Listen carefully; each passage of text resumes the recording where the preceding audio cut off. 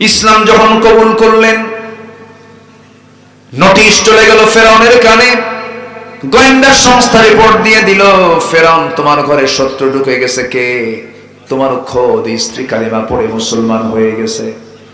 ভিতরে ঢুকি বলছে, স্ত্রী আসিয়া, আমি তোমাকে কম সম্মান দেই না, আমি তোমাকে কি দেই নাই, সব কিছু দিয়েছি, কিন্তু তুমি আমার সঙ্গে এমনটা আচরণ করবে আমি এটা কখনো কল্পনাও করি নাই।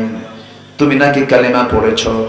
আসিয়া বলছেন, স্বামী আমার, আপনি আমাকে নিয়ে সন্দেহ করছেন কেন? আপনি নিঃসংকোচে বলতে পারেন আমি একজন মুসলমান। যেরকম সুবহানাল্লাহ। ফেরাউন বলছে, আসিয়া তুমি কি জানো এটার ফলাফল কি হতে পারে? আসিয়া বলছেন, স্বামী আমার, আমি জানি এটার ফলাফল কি হতে পারে।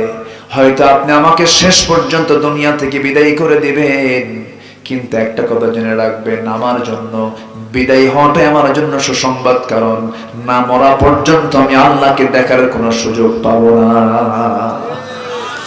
কি পরিমাণ তার ঈমান এনেছিলেন! ফেরাউন শেষ পর্যন্ত আসিয়াকে বারবার বোঝায়, কিন্তু কোনো কাম হয় না। কারণ আসিয়া বলছেন, স্বামী আমার, আপনি যত চেষ্টা করবেন আমার ঈমান তত পাকা হয়ে যাবে। ফেরাউন বলল, আসিয়া তুমি কি জানো তোমাকে আজকে দুনিয়া থেকে বিদায় করে দেব। আসিয়া বলছেন, আপনি আমাকে মৃত্যুর হুমকি দেখান, আর আমার আল্লাহ আমাকে জান্নাতের দরজাগুলো একটা একটা করে দেখায়া দেয়। আমি জান্নাতগুলো দেখতেছি, আল্লাহ আমাকে জান্নাত দেওয়ার জন্য প্রস্তুতি নিয়ে রেখেছেন। ফেরাউন বলল, আসিয়া তোকে আজকে করাত দিয়ে চিরে দুই টুকরা করে বিদায় করে দেব। শেষ পর্যন্ত জল্লাদ প্রস্তুত করা হলো। জল্লাদ তার সামনে দাঁড়ায় গেল। করাত নিয়ে জল্লাদ যখন তার কপালের দিকে নিয়ে চলে গেছে, আসিয়া সালাতু ওয়াসসালাম সেই সময় ধীর স্থির ভাবে, স্থির চিত্ততা নিয়ে আল্লাহর সামনে দাঁড়ায়া তিনি আল্লাহকে লক্ষ্য করে একটা দোয়া করেছেন। এই দোয়াটা হলো 4000 বছর আগের দোয়া, যে সময় কোরআন নাজিল হয় নাই।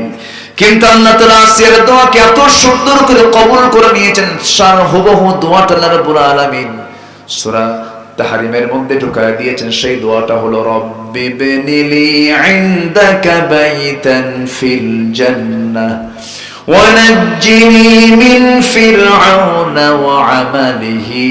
আল্লাহ তুমি আমার জন্য বানায় দিবা একটা ঘর। কয়টা ঘর বলেন? উনি কিন্তু বেশি ঘর চান নাই। বুয়ুতুন বহুবচন, বাইতান একটা ঘর দিও। রব্বি বিনিলি ইনদাকা বাইতান ফিল জান্নাহ, আল্লাহ তুমি আমাকে জান্নাতের মধ্যে একটা মাত্র ঘর দিবা, কিন্তু সেই ঘরটা যেন ইনদাকা তোমার কাছে যেন হয়, তোমার আরশ আজিমের দেওয়ালের সাথে যেন আমার ছোট্ট একটা ঘর হয়। আমি তোমাকে পেতে চাই আল্লাহ। অনেক জিনি মিন ফিরাউন, ফেরাউন থেকে তুমি